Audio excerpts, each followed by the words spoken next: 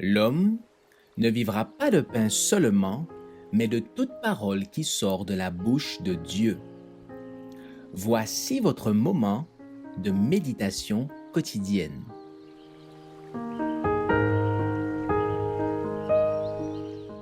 Vous recevrez une puissance. Chaque victoire rend la suivante plus aisée.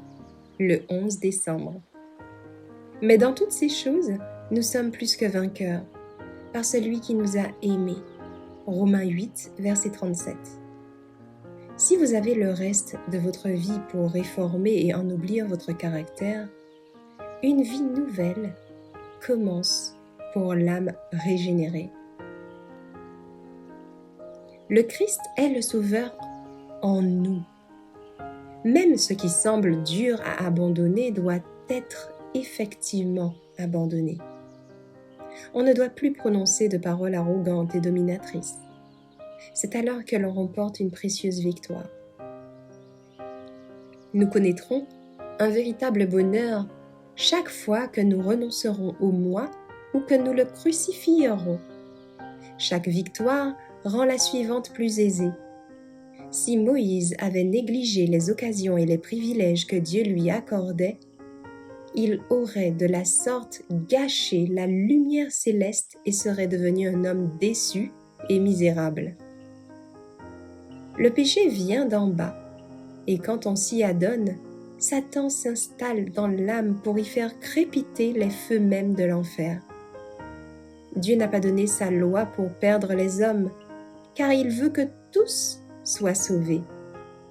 Il offre une connaissance et possibilité aux hommes qui, s'ils les font fructifier, deviennent vainqueurs.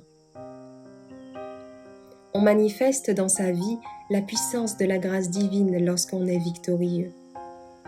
Satan essaie d'ériger son trône dans le temple de l'âme.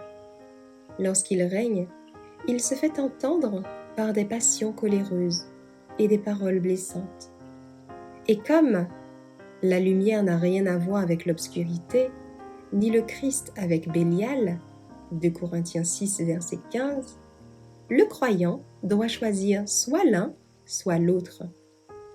En cédant à la complaisance de soi, à l'avarice, aux séductions, aux mensonges ou à tout autre péché, il encourage les principes de Satan à s'installer en lui et se ferme la porte des cieux.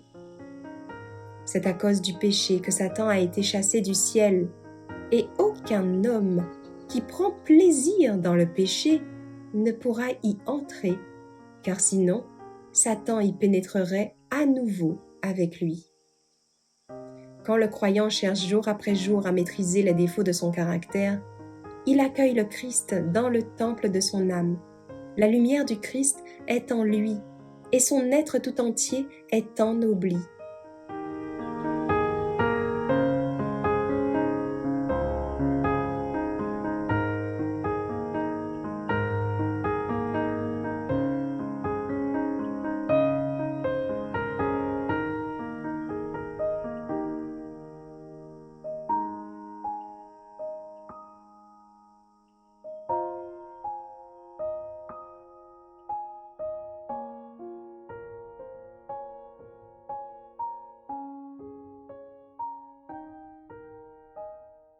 Merci d'avoir écouté cette présentation. Assurez-vous de nous rejoindre demain pour votre moment de méditation quotidienne avec lereste.org.